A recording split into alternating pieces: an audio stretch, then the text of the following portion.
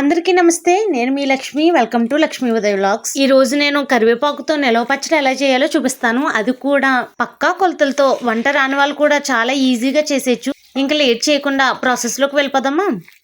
మన పల్లెటూరులో పెరట్లోనే ఫ్రెష్గా దొరికి కరివేపాకును కోసుకొచ్చి దుమ్ము ధూళి లేకుండా నీళ్ళల్లో శుభ్రంగా కడుక్కోవాలి. ఇప్పుడు ఈ కరివేపాకుని కాడలు లేకుండా శుభ్రంగా దూసుకోవాలి.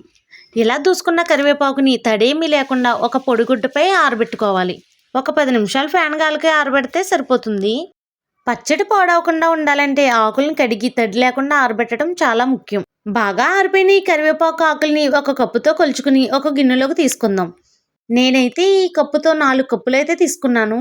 ఎప్పుడు నిల్వ పచ్చళ్ళు చేసినా కొలతలు చాలా ఇంపార్టెంట్ అండి. ఎందుకంటే ఉప్పు, కారం, చింతపండు ఎంత పడుతుందో మనకి అంచనా తెలుస్తుంది. సాధారణంగా కూరల్లో కరివేపాకు వేస్తే తీసి పక్కన పడేస్తూ ఉంటారు కదా, కానీ ఇలా చేయండి, అన్నం మొత్తం తినేస్తారు. కొలుచుకున్న కరివేపాకుని తీసి పక్కన పెట్టి ఇప్పుడు స్టవ్ వెలిగించి కళాయి పెట్టుకుని 1 టేబుల్ స్పూన్ ఆయిల్ వేసి 1 కప్పు నిండుగా ఎండుమిర్చి వేసి వేయించుకోవాలి.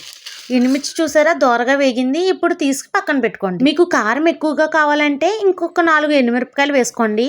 ఇప్పుడు అదే కళాయిలో 1 టేబుల్ స్పూన్ మెంతులు వేసి కాస్త వేగిన తర్వాత 1 టేబుల్ స్పూన్ ఆవాలు వేసి వేయించండి. ఇవి కొంచెం రంగు మారేటప్పటికి 4 స్పూన్లు ధనియాలు, 2 స్పూన్లు జీలకర్ర వేసి వేగనివ్వండి.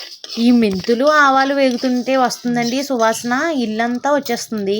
ఇలా దోరగా వేయించుకుని పక్కకు తీసుకోండి. ఇప్పుడు అదే కళాయిలో 1 టేబుల్ స్పూన్ ఆయిల్ వేసి కరివేపాకును కొద్దిగా వేసి వేయించుకోండి. కరివేపాకు ఎక్కువ వేయకండి, కొద్దిగా వేయించుకోండి, వేగదు. లేకపోతే చెప్పడం మర్చిపోయానండి, ఆయిల్ అన్నాను కదా, అది ఫ్రీడమ్ ఆయిల్ కానీ పామ్ ఆయిల్ కానీ వేయకండి. పచ్చడికి ఎప్పుడు నువ్వుల నూనె కానీ పల్లి నూనె కానీ టేస్ట్ ఇస్తుంది, నిల్వ కూడా ఉంటుంది.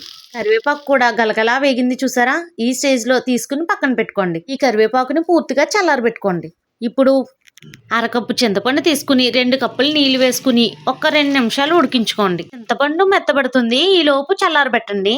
కరివేపాకు చూసారా ఎంత క్రిస్పీగా వేగిందో, ఇలా పట్టుకుని నలుపుతుంటే పిండిలా అయిపోతుంది. కరివేపాకు వేగడానికి చాలా టైమే పడుతుందండి, ఓపికగా వేపుకోవాలి. ఫస్ట్ ఎండుమిర్చి, ధనియాలు మిక్సీ పట్టిన తర్వాత ఆ తర్వాత కరివేపాకును పొడి చేసుకోవాలి. ఈ లోపు మన చింతపండు కూడా చల్లారిపోతుంది. ఇందులో ఉన్న పిప్పిని మొత్తం తీసేసి పక్కన పెట్టండి. ఈ చింతపండులో మనం 2 కప్పులు నీళ్ళైతే వేసాం కదా, ఆ నీళ్ళు ఏం వలబోయకుండా అందులోనే పిసికేసి 1/2 కప్పు బెల్లం వేసి మరిగించుకోవాలి.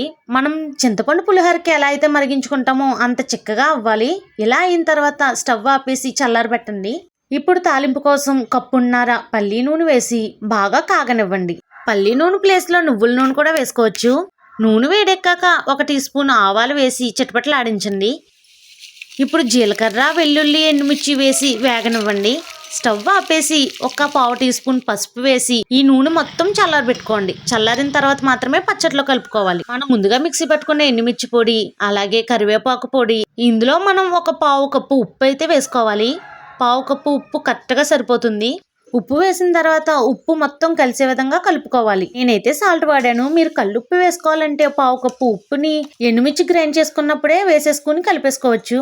చూసారా, పచ్చళ్ళలో ఉప్పు మొత్తం కలిసిపోయింది. ఇప్పుడు మనం ఉడికించుకున్న బెల్లం, చింతపండు గుజ్జును వేసేసి కలుపుకోవాలి. ఇలా చింతపండు పులుపుని, బెల్లం తీపిని కరివేపాకుతో కలిపి చేయడం వల్ల పచ్చడికి చాలా టేస్ట్ వస్తుందండి.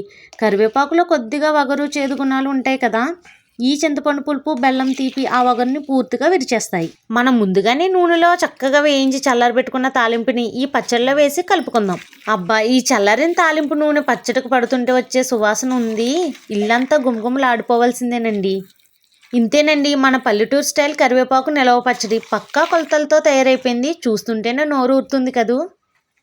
దీన్ని తల్లేని ఒక గాజు సీసాలో కానీ పచ్చడి జాడీలో కానీ పెట్టుకుంటే కనీసం 6 నెలల పాటు అస్సలు పాడవకుండా ఇదే రంగుతో, ఇదే రుచితో ఉంటుంది. వేడివేడి అన్నంలో కొద్దిగా నెయ్యి వేసుకుని ఈ పచ్చడి తింటే అమృతంలా అనిపిస్తుంది. ముసలి వాళ్ళ నుండి పిల్లల దాకా అందరూ ఇష్టంగా తింటారు. మరి ఈ హెల్తీ అండ్ టేస్టీ కరివేపాకు పచ్చడి మీకు నచ్చిందా? నచ్చితే మీరు కూడా ఇంట్లో తప్పకుండా ట్రై చేసి మీకు ఎలా కుదిరిందో కామెంట్లో చెప్పండి. వీలైతే ఓ లైక్, కుదిరితే ఒక కామెంట్, అదే చేత సబ్స్క్రైబ్ చేసుకోవడం మర్చిపోకండి.